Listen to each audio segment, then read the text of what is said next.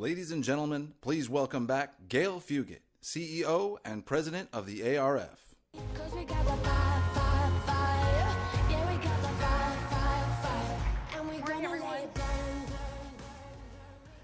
So happy St. Patrick's Day, right? Bill Duggan, who's here from the ANA, said, I was like, Bill, you're not wearing green. He says he has a green suit on, so y'all can check that out. But he says, I'm Irish, I know he is. He said, actually, we call this Amateur Day. So, not acknowledging it if you're fully Irish, I guess. Absolutely thrilled to have you all back for day 2 of Rethink. Look, yesterday was a really phenomenal day. Amazing keynote speech by Keith Weed and Stan and Nathan. And if anyone is kind of challenged by, is it going to be man versus machine? Well, they actually had a machine on the stage, right? A robot, and that could take over. I thought was also intriguing is the idea of, hey, is your marketing person going out using their corporate credit card to buy a survey and taking it up the line? I mean, we're all talking about how complex and complicated things are, but there's a real opportunity for us to lead or be left behind, and even in some very simple ways to get the answers to the questions. As Keith said, I'm going to get the answers, I'm going to make the decision, and if you all don't step up and do it, then I'm going to find someone else that will help me. I want us to find that inspiring and exciting rather than daunting and a sign of people, of leadership, the C-suite not having confidence in us. So today is day 2. Today is all about advertising, you'll be happy to hear, because the A is not just advertising, but it's the Advertising Research Foundation. And we want to be about going from insights to impact for day 2. So we're going to dive back into the C-suite call to action.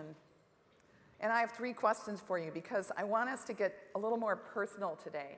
Not just the C-suite questions, do my marketing dollars drive my sales growth? How should I spend my next dollar? But who's keeping up with the consumer today? Are you keeping up with the consumer in your organization today? How does advertising work today? And I'm going to speak about that in just a minute. And is your contribution C-suite ready today? So when you go back to your office and you know that the bosses, I call it the red phone, right? The red phone rings. In the old days, I had the name of the boss would come across the screen, right? On the phones, and you know, occasionally the CEO would call, you'd see his name and be like, oh, now what am I going to do? So if your red phone rings, are you ready to answer those questions? We want to help. That's why we're here. And we are about defining ground truths, so you can take back some truths to your C-suite. We spoke about this yesterday, but the ARF has been defining ground truth for 78 years. From window display advertising in 1936 to actually expanding on the attention AIDA model in terms of advertising and how advertising works in 1961, all the way over to 1989 when this big data behavior scan analysis of 330 behavior scan tests was conducted, and we demonstrated that definitively advertising works. 2011 to 2013, 2 neuro studies, because we realize that it's critically important to get into the consumer's mind to understand where emotional connections are made to create great advertising. And here we are in 2015 defining those things today. So we went into our archives, and sometimes people say, you know, Gal, it's all about television and digital, but what about print? So we went back and found, because tonight we have the Ogilvy Awards, and we want to understand, you know, all the way back in time. I think it's very interesting. Some things just really haven't changed. So, you know, here's some storyboarding of a print ad. So this is a 1941 Dodge luxury liner, is what it says. Never again will you want to drive the old way. Words can't describe, you've got to see and drive this Dodge, so they got the brand up in there. This new 1941 Dodge, all of you have been through this, right? When you get in the meeting and you revise and you, at the very bottom, now on this one, it says lowest priced car with fluid drive. Yesterday, Keith and Stan talked about benefits and how important benefits were to outcomes. So fluid drive kind of gives you a reason to believe. And it's kind of interesting, even back in 1941, that they were claiming that they were the lowest price Dodge. So it's interesting to see how advertising is evolving, and some things have changed, but some things have really stayed very consistent over the course of time. Bringing a reason to believe to the consumer that's more than just functional benefits is just as important as it's ever been. And so throughout the day-to-day, you're going to hear some great examples. And this was the final print ad. Never, never again will you want to drive the old way. All right, so ground truth number one, advertising works. We've defined that all the way back in 1936, 1961, 1989, 2011 to 13, and then today. Ground truth number two, brands are built in the brain. We have lots of neuroscience presentations and folks out in the Insight Zone. I want to make sure that you get connected to that work. It's important. Ground truth number three, creative counts, but you can't count your way to great creative. And in the era of big data, I think it's pretty tempting to try to do that. But we have an opportunity to get out there and really get those fingertips for the consumer, because I think that's a really unique role that we can continue to play. And clearly the people that did that Dodge ad did that very thing. And our today's ground truth is really in the research, insights, and analytics organizations and community and industry. I truly believe that our technology solutions have not kept up with the consumer. And so we really have an opportunity to make those connections. It's a unique role that we can play, and I'm excited about it. Our time is now. I believe that we can make a huge difference. We have a C-suite opportunity. 74% of marketers are held to greater levels of accountability than ever before. There's $100 billion at stake, and that's to influence $75 trillion in global GDP. So we know that the future is here. It's just not evenly distributed. Many of you are doing absolutely fantastic things here, and we're going to be about looking at those things today. Starting out with today is CBS Platinum Day, and if you want to find where groundbreaking work is happening, find Leslie Wood. That's exactly what David Poltrak did, and went back, and they are going to share with you new truths about the long-term impact of advertising. And for years and years and years, we believed it was 2 times sales. Anybody asks, what's the long-term impact of advertising? It's 2 times sales, 2x. They're going to challenge that paradigm, and you aren't going to want to miss this presentation. Then we have new targeting audiences, because we all know that it's not just about micro-targeting, it's about understanding consumers' values, what they value, translating that into brand value, and that takes going back and looking at new targets, and you're going to want to hear from Roxanne and Joe, the work that they've done. It's fascinating work.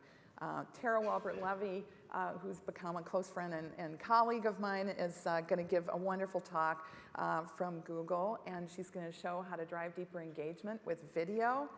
And then we have the great debate, which those of you that have been at our other conferences, this is always fun and lively, and people, we had a little dinner last night, and Stephen and Brad were talking about getting ready for the debate and how they're going to challenge each other, and so you won't want to miss that. All right, so enter you. I'm going to ask the guys to turn the lights up, because we're going to do something a little different here. You know, a lot of times at conferences, the lights go down and you leave, and then you find out, you see somebody's picture or something, you like didn't even know I was like sitting right next to that person, right? So first of all, I want the board of directors to stand, those of you that have been on the board of directors or are currently on the board of directors of the Advertising Research Foundation. So anyone sitting next to a board member? Joan, you've been on the board. All right, second, don't worry, everybody's gonna, this is not scary, keep standing. All right, now I want the ARF staff to stand. Those that aren't standing in the back, okay. All right, that's great. Now sponsors, speakers, anybody wearing green? All right, just a little rally so we don't have to wait for the break.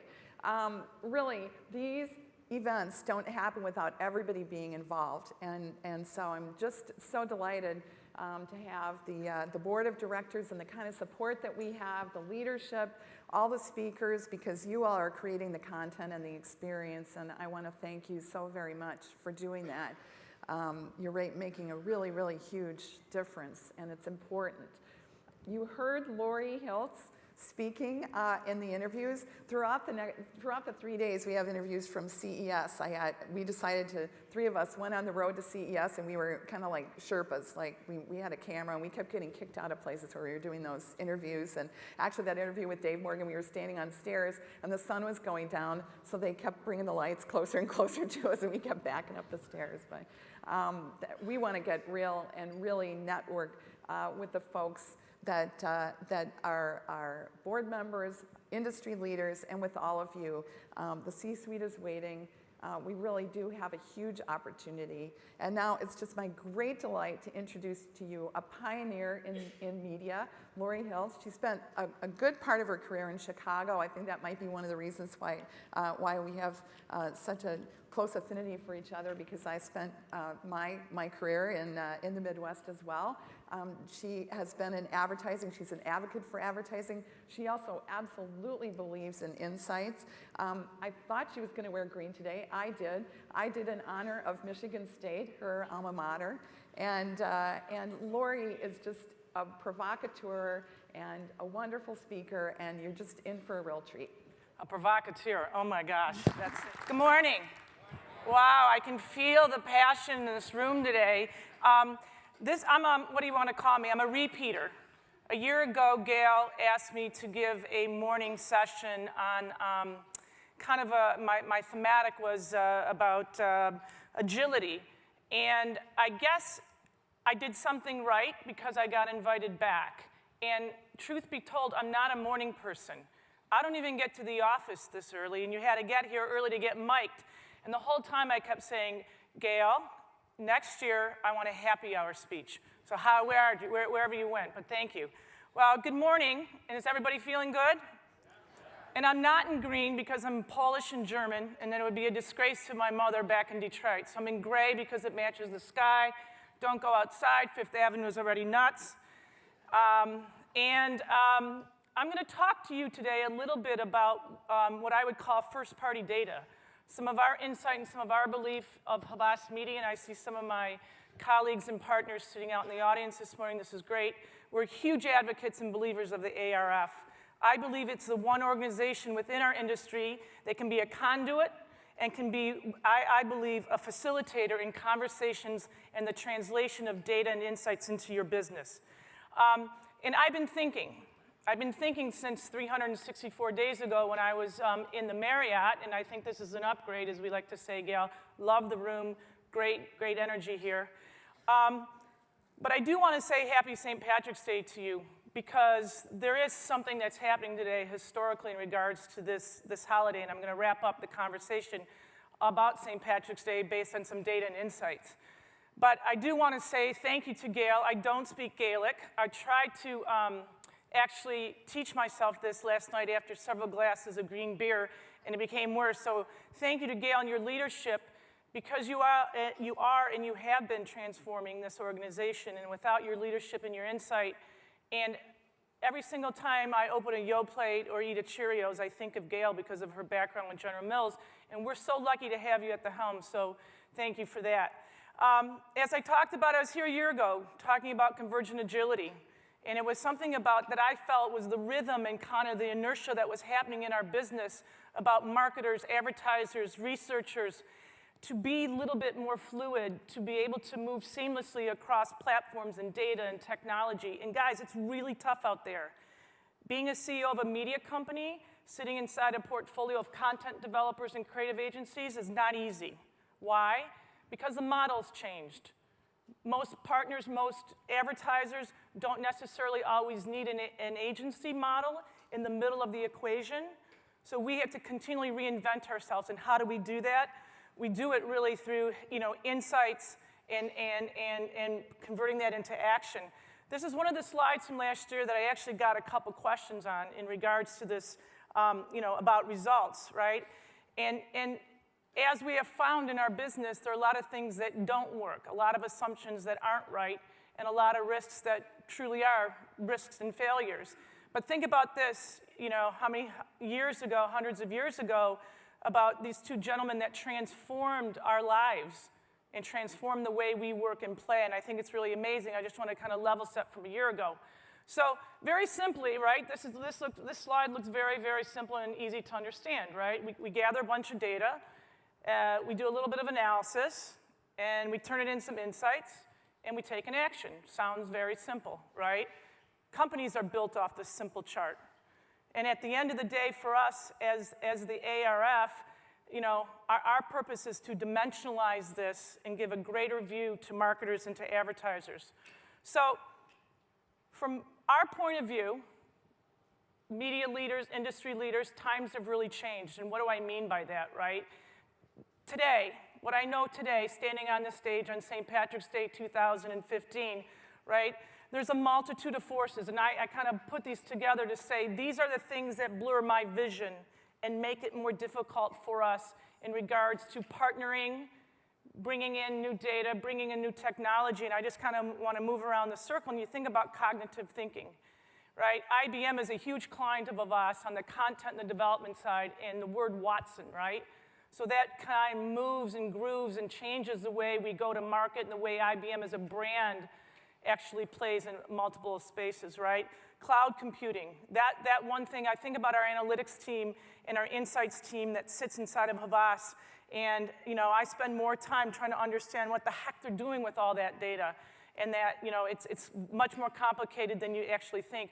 Mobile, I know you hear this over and over and over and over again, but it doesn't matter what age, what ethnography, what geographic you are, the mobile distribution and that instantaneous data is driving everything we do as a consumer, as a marketer, as any type of input, right? Flying back from Chicago, I live in Chicago on the weekends. I work in New York, I should say I work in North America. So I love the city of Chicago. I was born and raised in Detroit. There's something very Midwest about me. If you can't hear it, you can probably feel it. But I sat next to a gentleman who works for Facebook. And I'm not going to tell you his name because his boss is here.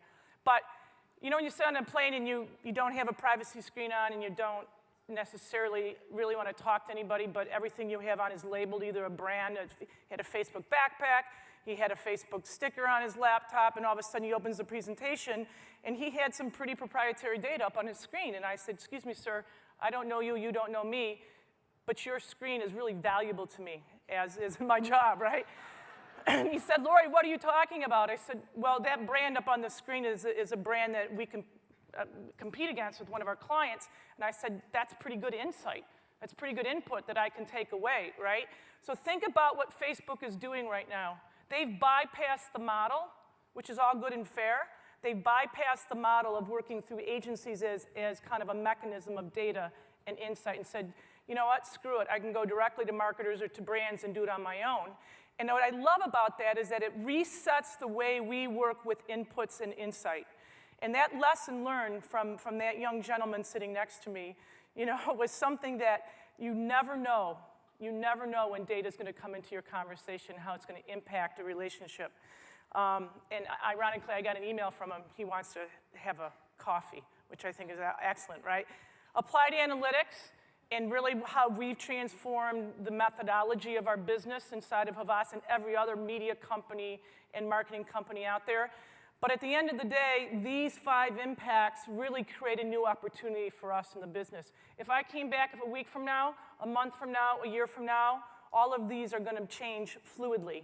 This is the craziness about our business. That's why an organization like the ARF that can synthesize some of this and give you, I love what the mission statement says about the ARF, leading and bleeding solutions to marketing problems, okay?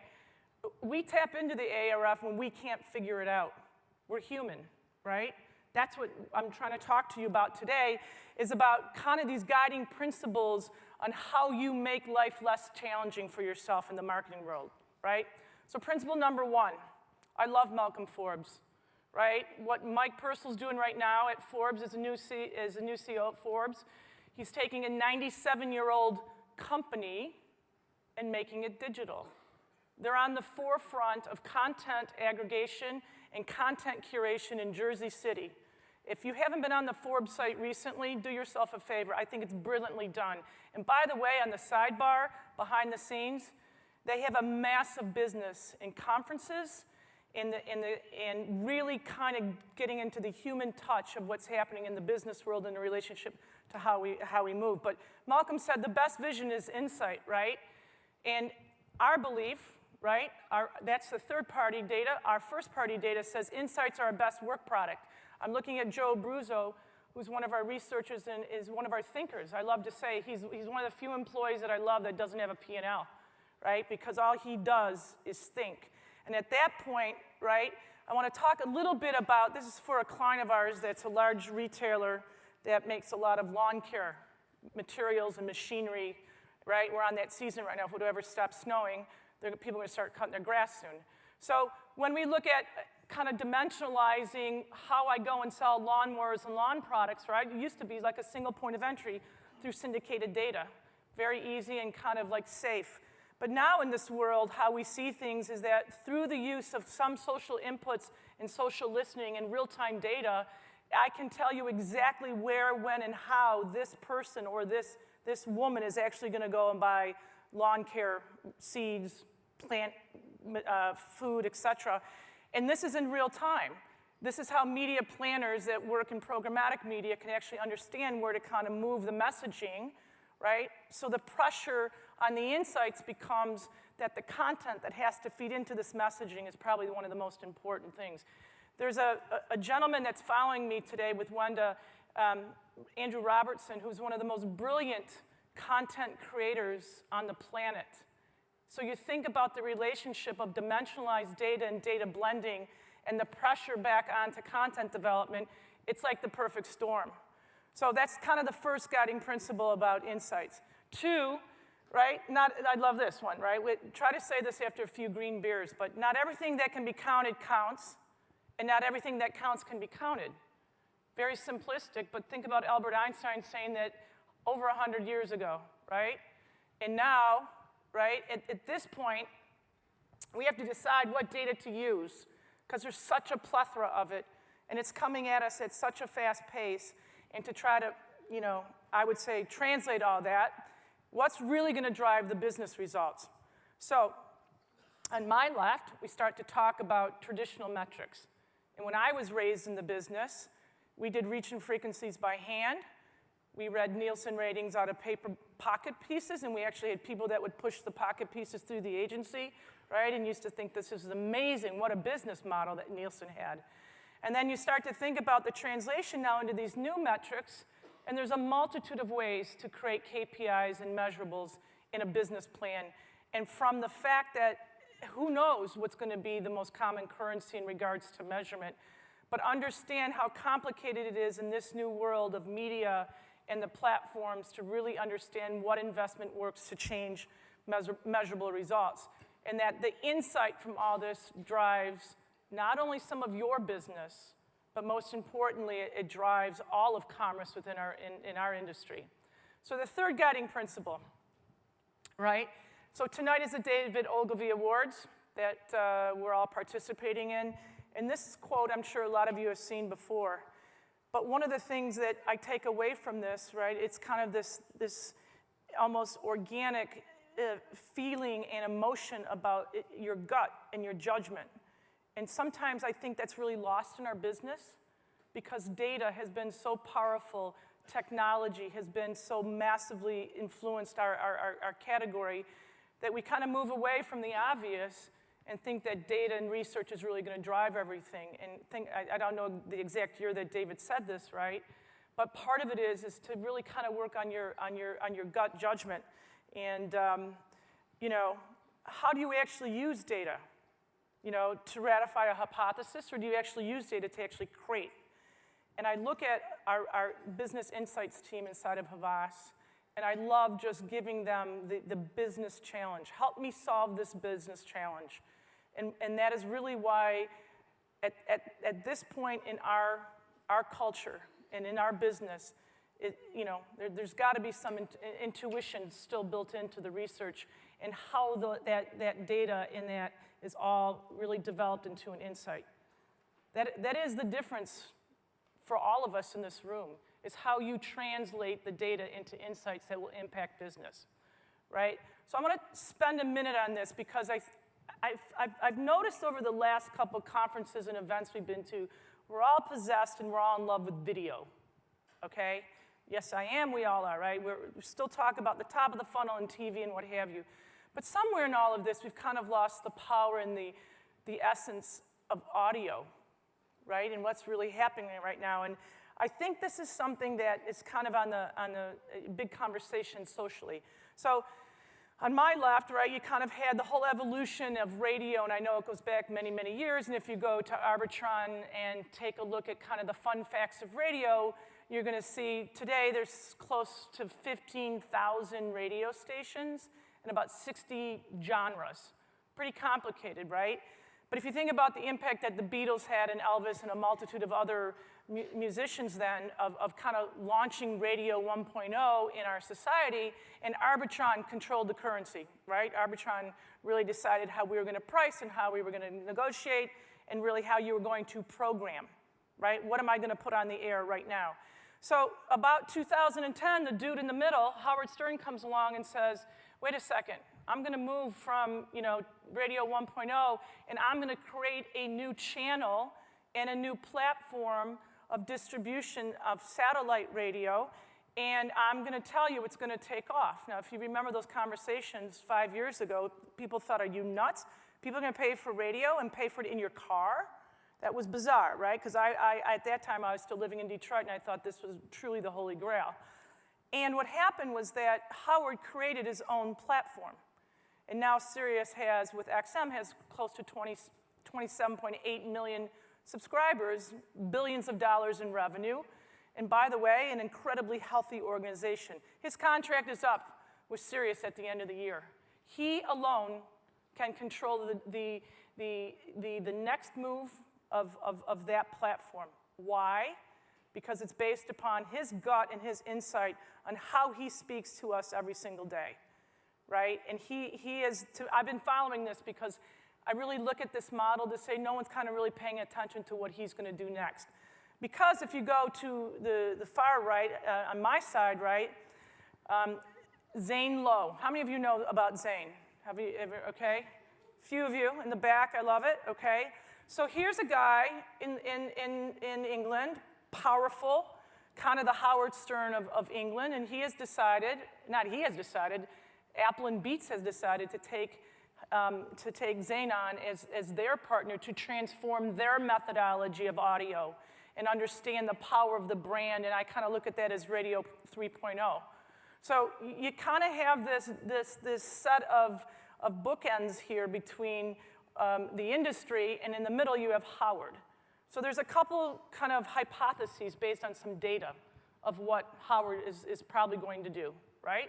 Safe thing is to stay where he is, continue to build the momentum, and understand that Sirius and XM have just a giant bag of programming and content to continue to feed kind of the needs. And all of this is based on data, listening behavior, et cetera. Or we think he can go the complete opposite way and try to do a Netflix model, right, but in audio and different forms of distribution. So I'm just asking you as an audience, and all of this is based upon, think about this, Arbitron, one of the early contributors to the ARF and Nielsen, and the power of that developed currency. But to kind of watch this, because I believe going back to the point prior to this about kind of gut and intuition, but pretty interesting. How many of you actually are subscribers of Sirius XM? Okay, so think about this. He's controlling your subscription price, about 5 price increases in the last 5 years, and it's only continued to, the trajectory of subscriber growth is pretty amazing. So just stay tuned on that. And anybody here from Arbitron? Anybody Nielsen here? Well, back there. Why are you guys in the back? Why? Come on, radio, audio. I believe it's like the next cool thing in our industry. You guys got to get to the front, okay? But anyway, I've been kind of possessed about this, and I got a gut on that. Okay, number 4, right? The value of an idea lies in of using it. Back to Thomas Edison, changing our life, right? So this is really funny because the reporting of data, the communication, the exchange of data is right now very, very powerful, right? we often say that how does data actually inform and create shareholder value, whether it's for a client or for our business? And that I kind of look a couple other examples that I want to talk about where instantaneous data drives decisions on your behavior and or the trajectory of a business. Obviously, Netflix, an easy one. I have my Fitbit on today.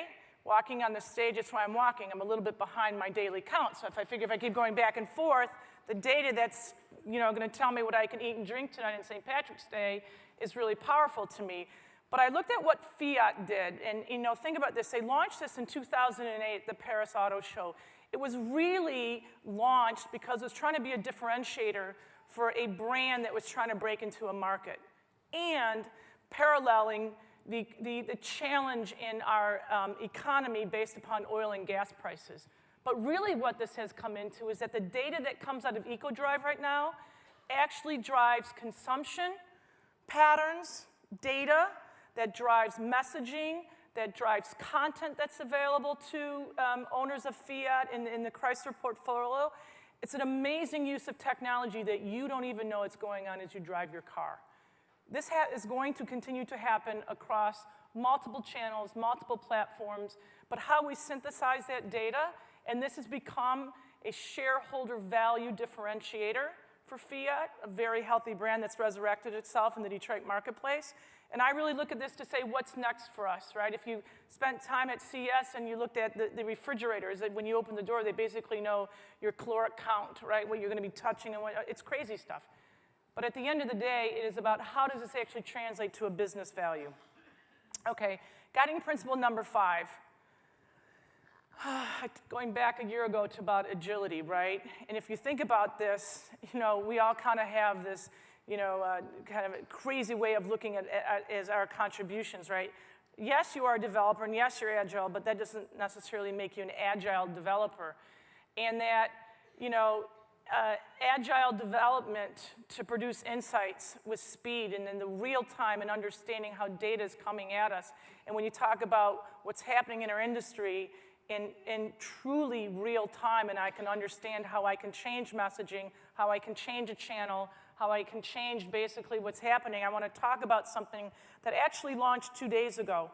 How many of you are aware of what happened in Britain on the 15th? Anybody hear about the newspaper, the tabloid? Okay, really crazy, guys. This is the future of our business, and this is scary. One of my colleagues over here from Britain was kind of like, Lori, this is crazy, right? And okay, listen to what they're doing.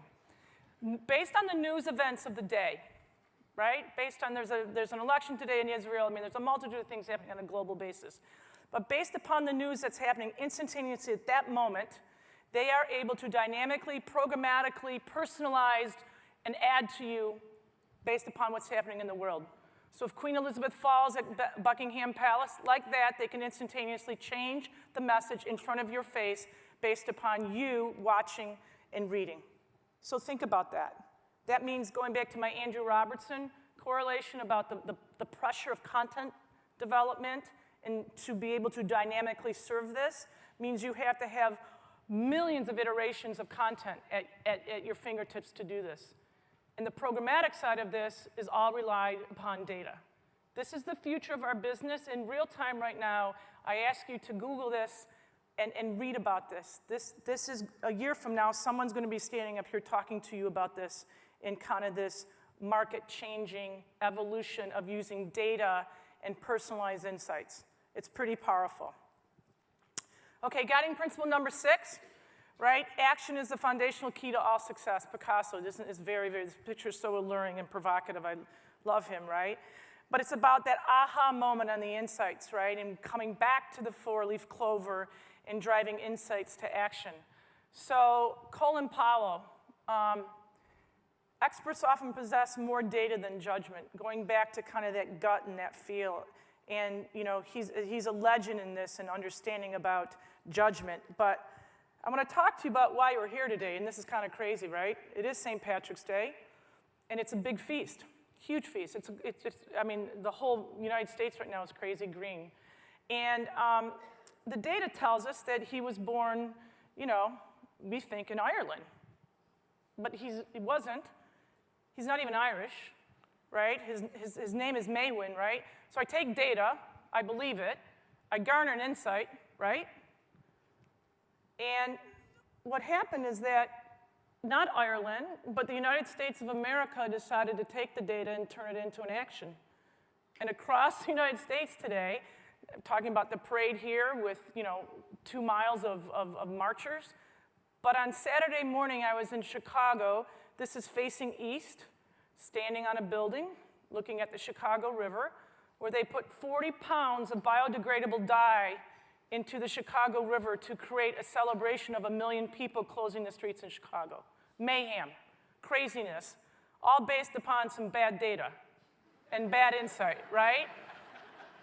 And so I'm challenging you as marketers and researchers and individuals that control business relationships about how you take insights and turn it into action. To me, this is a great action. And if far left on the screen, you see a little logo up there of Fidelity. That's one of our clients. I used this picture, I sent it to the CMO, and I said, here's taking your green line a step further, and by dyeing the river, I thought it was brilliant, and she didn't really laugh, but I thought it was, right? But what I love about this is that there is a stat that actually talks about the odds of finding a 4-leaf clover. It's about 10,000 to 1. So if you do find one, you're very lucky. Now, I want to tell you a story. One of our largest clients is McDonald's. Tough business model right now. We have all the franchisees from the top of Maine down through Philadelphia. Lots and lots of privately held franchise-focused business that know nothing really about the data we're talking about here today. Lori, sell me one more Shamrock Shake, sell me one more hamburger, right? So I called McDonald's on Friday, and I said, according to Gail, there's going to be 700 plus people here at the ARF. Say it? Perfect. Hello, McDonald's. Yes, I'd like to buy 700 $5 McDonald's gift cards to give away to the participants that got up at 9 o'clock in the morning to come hear Lori Hiltz speak. Could I have them delivered, please? Yes. Okay. I have 700 McDonald's $5 gift cards sitting at my offices now, just delivered by FedEx, a little late. So here's the deal.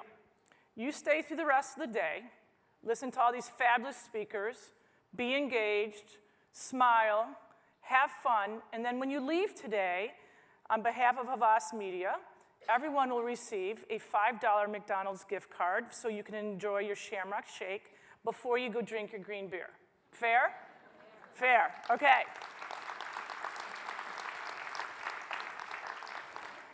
So with that, it is your lucky day, right?